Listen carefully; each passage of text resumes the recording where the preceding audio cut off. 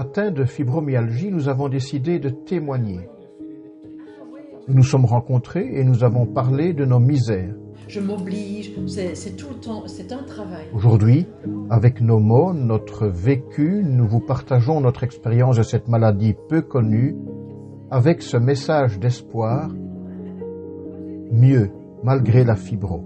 Ce qui est bien, c'est de trouver ses propres solutions.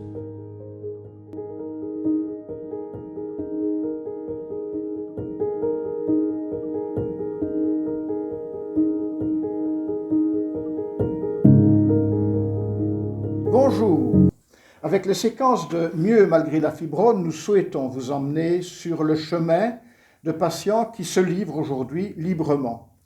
Leur vie avec et malgré la fibromyalgie. Alors je vous invite aujourd'hui à rencontrer Jacqueline. Bonjour André. Bonjour Jacqueline. Que se passe-t-il dans ta tête quand tu entends le mot relation ? Mes relations, le mot veut dire pour moi, évidemment, tout ce qui est autour de moi, tous les gens que je côtoie, partout, que ce soit dans ma famille, dans mes amis, dans mes réunions, tout ce qui tourne autour de moi. Et comment vis-tu toutes ces relations au quotidien ? Parfois bien, parfois mal. Parce que, évidemment, il y a des gens qui ne comprennent pas ce que c'est le mot fibromyalgie. Les gens qui ne le connaissent pas, mais ne peuvent pas comprendre, évidemment. Donc, je sais à qui je peux parler et que je ne peux pas parler, en fait. Ça veut dire qu'à un moment donné, tu dois véritablement contrôler tout ce que tu dis ? Pas chez tout le monde, mais certaines personnes, oui. Parce que quelqu'un qui a la fibromyalgie va peut-être plus vite me comprendre, déjà, ce que je ressens. Donc là, j'ai peut-être envie plus de me confier. Parce qu'il y a des gens, vu mon âge et mon apparence, évidemment, on ne peut pas me dire sur mon visage que j'ai la fibromyalgie. Et quand tu sens qu'on ne comprend pas ce que tu vis, qu'est-ce que ça provoque en toi ? Je suis frustrée. Je ne suis pas bien. Parce que je rumine après. Je peux avoir des douleurs parce que je suis crispée, parce que j'aimerais bien que les gens me comprennent, en fait. Et quand tu dis que tu rumines, ça veut dire c'est quel type de pensée ça ? Je suis fâchée à l'intérieur. Je me dis, oui, celui-là, il ne me comprendra pas, il ne sait pas ce que je vis, il ne comprendra jamais rien. C'est moi qui ronge, en fait. C'est pour ça que certaines personnes, je ne parle pas, ou je ne dis pas ce que j'ai. Si j'ai mal par-ci, par-là, je ne le dirai pas. Et il t'est arrivé à un moment donné de casser des relations ? Je ne vais pas dire casser. Si les gens ne me comprennent pas, je ne dirai plus tout. Et il y a des gens,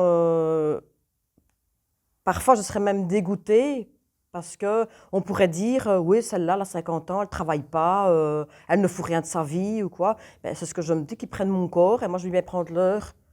C'est ça. Et alors, quand tu te rends compte de ça, qu'est-ce que tu mets en place comme stratégie pour essayer de vivre mieux les relations malgré ta fibromyalgie ? Je sais à qui, je regarde un peu à qui je peux parler. Par exemple, je fais partie d'un groupe. Là, mon groupe, évidemment, eux me comprennent. C'est un soutien pour moi parce qu'ils sont tous le même que moi. Donc, je me retrouve dans leur corps. Et là, je peux me lâcher. Je veux dire, je peux avoir confiance, je peux parler. J'ai des amis qui l'ont aussi, cette maladie-là. Je serai plus libre. Mais les gens qui sont de mon âge ou quoi, qui ne me comprennent pas, je ne dirai plus tout. Je ne dis pas ce que je ressens... Parce que j'ai peur qu'on me critique aussi. Tu as peur de ça ? Ah ouais. Quand tu derrière, il y a des gens qui sont faux, hypocrites aussi, pourraient me critiquer derrière. Ça, j'aime pas ça, en fait. Et quand tu dis te lâcher, ça veut dire quoi, ça ? Me lâcher, parce que c'est des personnes que je peux avoir confiance. Et que là, j'ai envie, c'est pas se plaindre, mais c'est dire aujourd'hui, je ne suis pas bien, j'ai ça ou j'ai ça. J'ai besoin aussi, j'aimerais bien que les gens me comprennent aussi. Tout le monde ne comprend pas cette maladie-là. Elle est peut-être invisible, comme on dit, mais les gens ne comprennent pas. C'est une douleur qui est là 24 heures sur 24 et on ne saurait pas le dire, moi, donc voilà. Et donc, ça t'a fait du bien de pouvoir en parler, finalement ? Évidemment, bien sûr. Et j'aspire être le mardi tous les 15 jours, de retrouver mon groupe et d'en parler, parce que j'ai besoin de ça. Il n'y a rien à faire, non, j'espère que ça continuera toujours et qu'on va arriver à des choses pour que les gens aussi puissent se confier aussi à certaines personnes. Et voilà.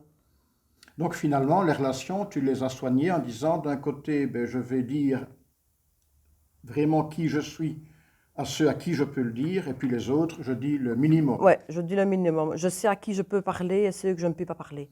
Et ça t'a apporté quoi, tout ça? Une liberté, quelque chose de me dire, des fois, voilà, tu peux y arriver. Il y a une confiance en moi qui me dit, ben voilà, tu peux y arriver. Une liberté plus légère, comme ça, un peu mieux. Parce que, voilà, des gens, je peux parler et des gens, je ne peux pas parler.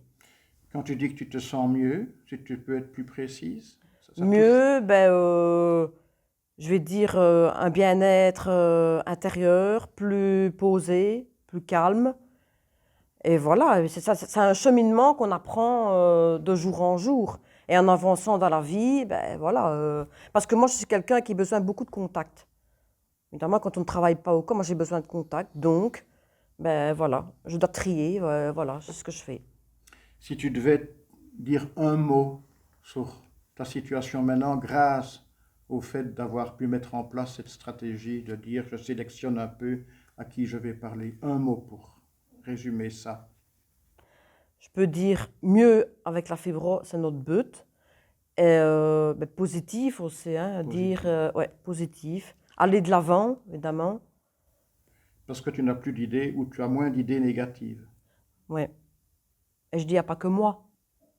Donc voilà, il n'y a pas que moi, il y en a beaucoup, et beaucoup plus qu'on ne pense, évidemment. Et des gens qui se renferment sur eux-mêmes, et que justement, ils doivent s'ouvrir, ils doivent en parler. Ça, et il faut oser parler de cette maladie, qu'on n'en parle pas assez, évidemment, aussi. Et voilà, Jacqueline a dit un mot important, elle a dit il n'y a pas que moi. C'est la raison pour laquelle, avec d'autres patientes et patients que nous allons rencontrer maintenant au fil du temps, on va venir à votre rencontre et partager ce qui fait peut-être notre vie commune, en espérant que nous pourrons tous être mieux malgré la fibro. Au revoir. Merci Jacqueline. Merci, André.